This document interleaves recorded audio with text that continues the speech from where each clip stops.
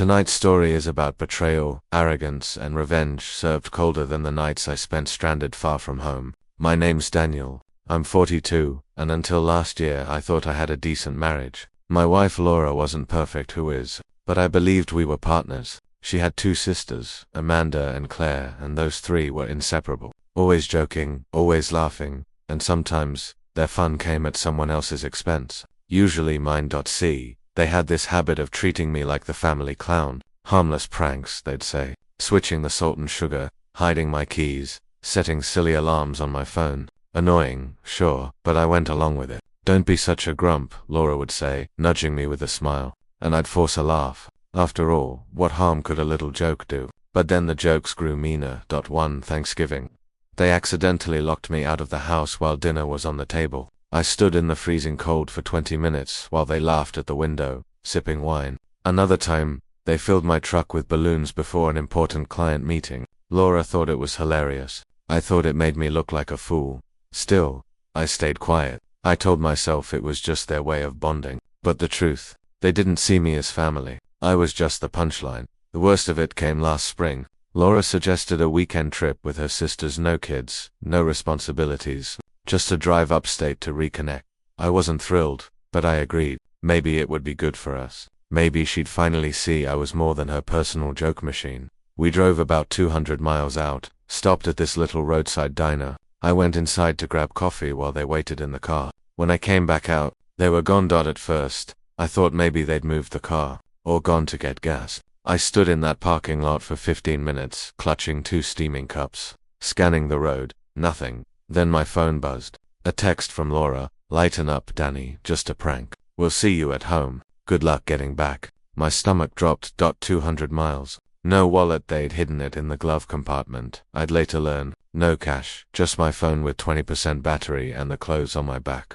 I called, straight to voicemail. Texted, no reply. Amanda and Claire chimed in, sending laughing emojis, little oops messages.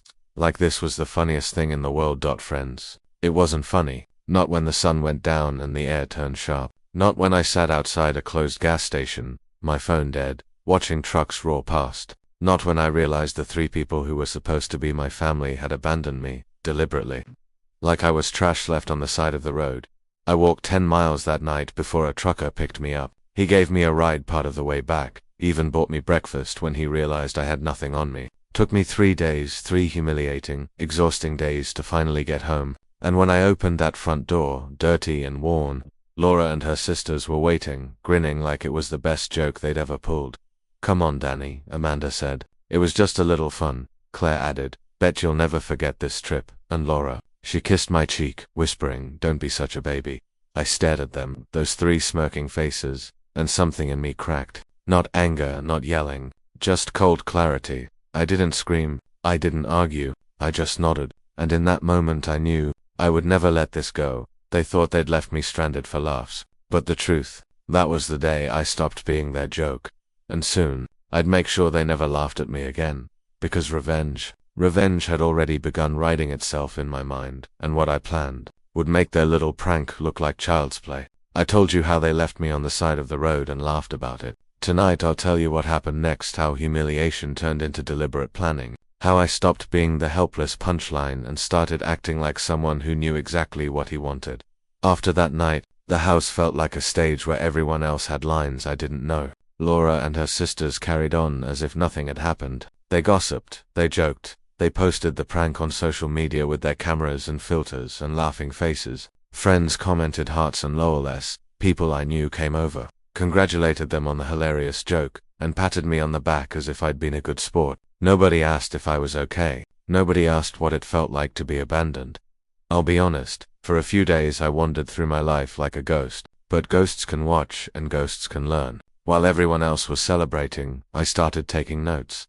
First I gathered proof. Not the dramatic kind you see in movies. No midnight break-ins or spy gear, just ordinary patience and simple record keeping. I saved texts. I screenshot the posts where they'd laughed about me. I wrote a timeline of every prank they'd pulled over the years and how each one had made me feel smaller. I kept receipts, bank notices, small things that showed patterns, who paid for what, who took advantage of family generosity, who was hiding behind laughter. I also paid attention to routine. People who prank without remorse make predictable mistakes. Amanda posted constantly at the same hour, tagging the restaurants she loved. Claire always left her car unlocked in the driveway and forgot to clear her emails properly. Laura insisted on using the same throwaway phrases when she wanted to get a laugh. Habits are windows. And I opened mine quietly. Then I started fixing the weak parts of my own life. I called the trucker who'd rescued me and told him the truth, not for pity, but because he'd shown me how kind strangers could be. He connected me with a mechanic who needed a dependable helper. I worked overtime, saving every paycheck and feeling useful again. Every small, honest hour built something inside me that they couldn't ridicule away. The turning point came slowly. One night I sat at my kitchen table and looked at the stack of screenshots and notes. I realized I didn't want to rage. Rage is loud and messy and the kind of thing they could mock again. I wanted something quieter, something surgical. I wanted consequences that matched their arrogance, so I made a plan, not cinematic or cruel, but precise. 3 rules guided it: keep it legal, keep it unavoidable, and keep it aligned with the truth. Their prank had been public. Their laughter had gone on Facebook and Instagram. If I wanted them to feel the weight of what they'd done, I needed to use the same tools they used. Public, undeniable, and based on facts. I began by talking to people they never considered. Amanda's boss, the woman who hired her at the boutique, liked straightforward conversations. I politely asked about Amanda's reliability, mentioned a few cancelled shifts I'd heard about, and planted a simple question.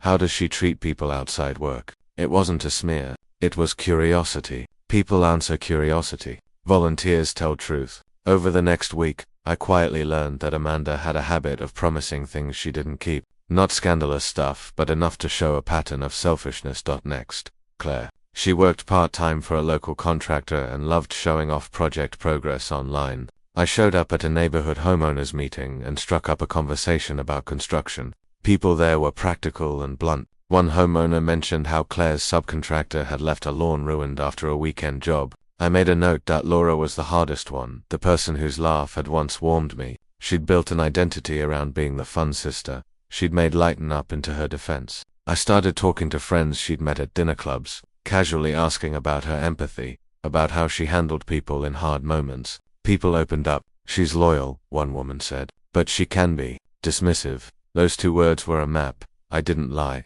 I didn't invent. I collected patterns and assembled truth. It felt good to be honest in the way they hadn't been.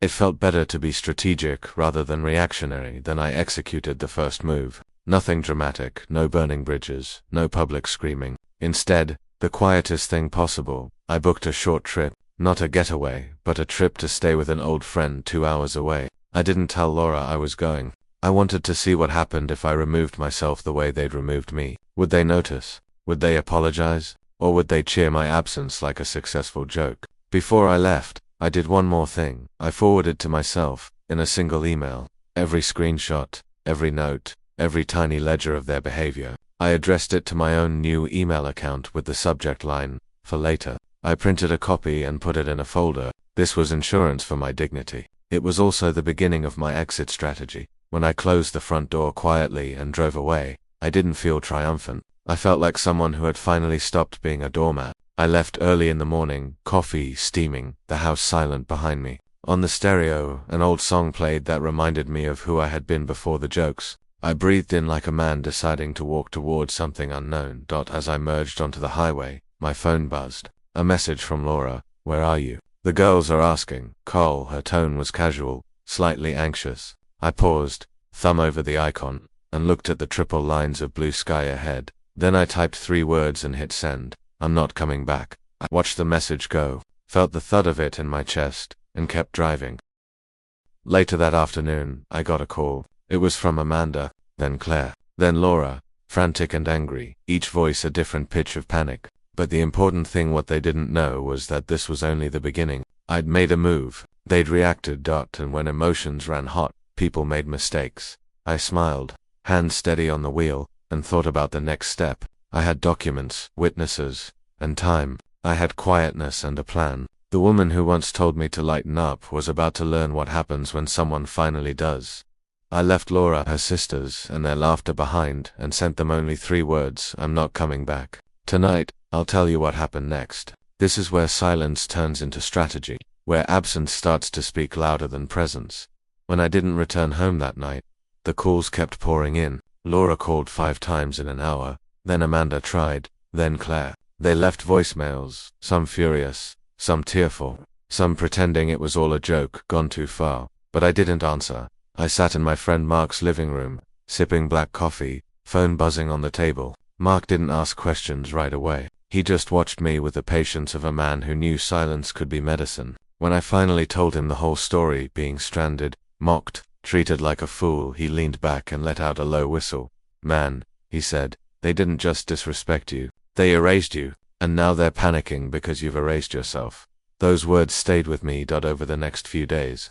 I stayed completely silent. No texts, no calls, nothing. I wanted them to feel what I had felt that night by the roadside, abandoned, uncertain, powerless. And sure enough, it worked by the second day. Laura sent me a long message about how she didn't mean it to go so far. By the third, Amanda posted a cryptic meme on Facebook about family being complicated. The most smug of them all sent me a blunt text. "Fine, if you want to act childish. Don't expect us to beg." That one made me smile. Because she had begged, just not in words she wanted me to remember. But here's the thing. I wasn't planning revenge through cruelty. I wasn't going to scream or expose secrets for the sake of shame. I wanted something cleaner. I wanted them to understand the weight of humiliation. And the only way to do that was to let them crumble under their own habits, so I waited. While waiting, I worked. My new job at the mechanics shop gave me a rhythm, grease on my hands, engines humming, honest pay at the end of the day. Every dollar I earned went into a separate account when they didn't know about. I was building freedom brick by brick. At night, I organized my folder of notes and screenshots. I highlighted parts where they laughed about me, comments from their friends who mocked me without knowing me, and even receipts of money I'd spent on their so-called girls' weekends. Each detail told a story they couldn't deny. One evening, Mark looked over my shoulder at the folder. "What's the plan?" he asked. "Not yet," I said. "But soon. Right now, they're expecting me to come crawling back." The longer I stay silent, the louder my absence becomes. He nodded. Sometimes the quietest thunder makes the biggest storm. By the end of the week, Laura drove to Mark's house. She must have guessed where I was, because she banged on the door while I sat in the back room, listening. "Please, can we just talk?" she shouted. "The girls are freaking out. This isn't funny anymore." Funny, that word. The same word she had used when they dumped me 200 miles from home. I didn't move. Mark told her calmly that I didn't want to talk. She left with tears in her voice, slamming her car door so hard it rattled the windows. For the first time in years, I felt control return to me, not as anger, but as choice. The turning point came 2 days later. Amanda, the loudest online, made the mistake of complaining in a Facebook group we both had mutual friends in. She posted about ungrateful husbands who can't take a joke and tried to paint herself as the victim. She didn't know I was still in the group. I didn't comment, not yet, but I saved the post. That was the crack I'd been waiting for, their arrogance bleeding out in public. That night, I wrote in my notebook, "Stage 2, exposure begins with their own words." When Laura tried calling again, I finally answered. My voice was calm. "I told you. I'm not coming back," I said. "You can't just disappear forever." She snapped. "Watch me then." I hung up. I knew then that my silence had turned into power. They were off balance, scrambling, second-guessing themselves, and while they twisted in the wind, I was building something solid beneath me, because the next step wasn't just about leaving them behind. It was about showing them, and everyone who thought their cruelty was funny, exactly what it feels like when the laughter stops. And trust me, when I made my move, the laughter would stop cold. First. A short recap. I'd walked away, saved proof, and rebuilt a steady life 2 hours from the house. Silence had done more damage than a single shout ever could. They were rattled. Now it was time to take the next step.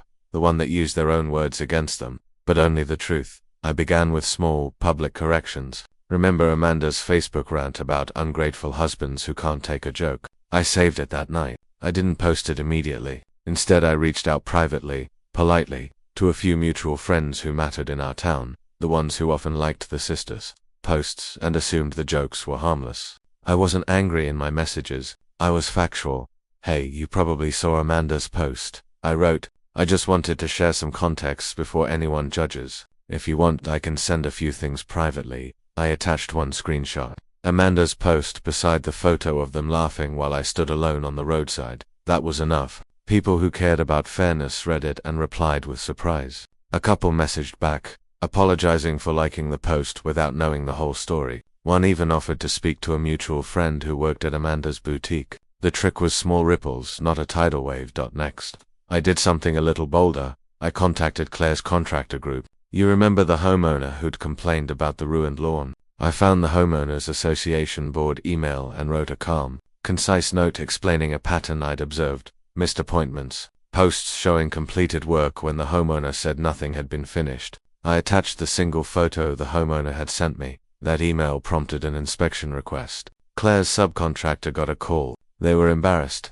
The contractor was polite and professional. Claire got a reprimand. No theatrics, just consequences. Now, Laura, she'd built her identity as the fun sister, the one who could wave things off with a laugh. She relied on people assuming she was harmless. I decided to challenge that assumption where it mattered the most: family, reputation, and social circles. I scheduled a meeting with the small civic group where Laura volunteered. It was a Thursday morning meeting. She loved those meetings, loved being seen as the cheerful organizer. I asked the director for 5 minutes and walked in with a printed packet, the timeline of what happened that night, screenshots of their public posts, and short objective notes about previous pranks. I didn't accuse, I asked a question: if a joke hurts someone this badly, how should a community respond? People listened. They were quiet. A few people who'd known me for years nodded as I handed them copies. The director thanked me for bringing it into the open. Laura, who'd come expecting a chance to smile and charm,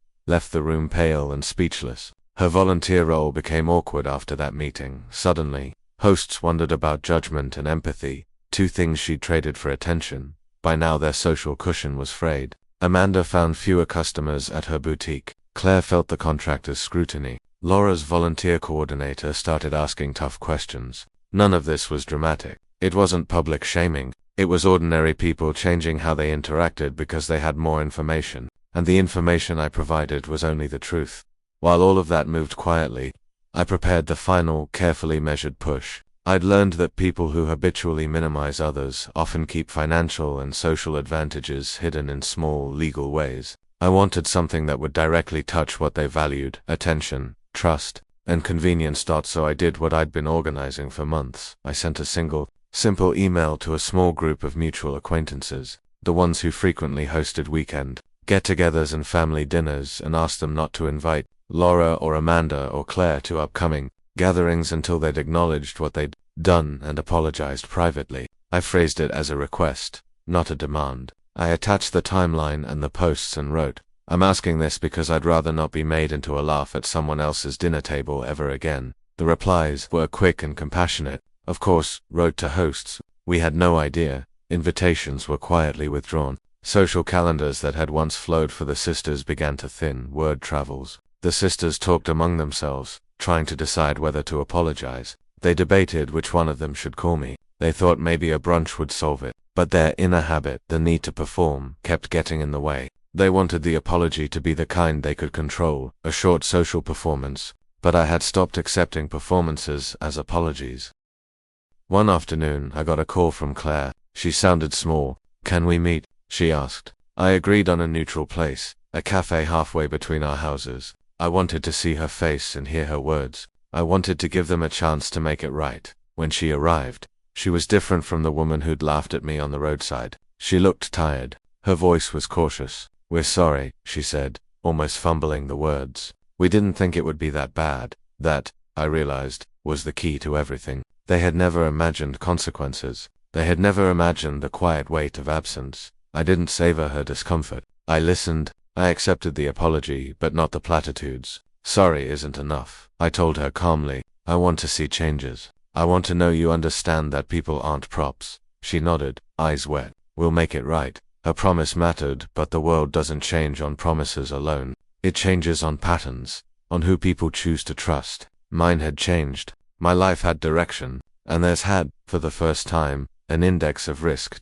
As I walked out of the cafe, the phone in my pocket buzzed. A message from Laura. "Call me. We need to talk now." I paused. Her tone was different, urgent, real. I looked at the street, at the people passing, and felt something I had not felt in a long time, the old sense of being seen. I put my thumb on the screen and tapped call. When Laura's urgent message flashed on my phone, I knew something had shifted. She wasn't calling to defend herself anymore. or to toss out another half-hearted excuse. Her tone carried weight, almost fear. I called her back, and she answered on the first ring. "Adam," she said quickly, "we messed up. You don't understand, it's worse than you think." Her voice cracked. For the first time, I felt the mask of the fun sister crumble. She told me Amanda's boutique was losing customers. Claire's contracting work was under review, and her own civic group had quietly asked her to step back until she sorted out personal matters. The sisters weren't just dealing with whispers anymore. They were living the consequences of their own carelessness.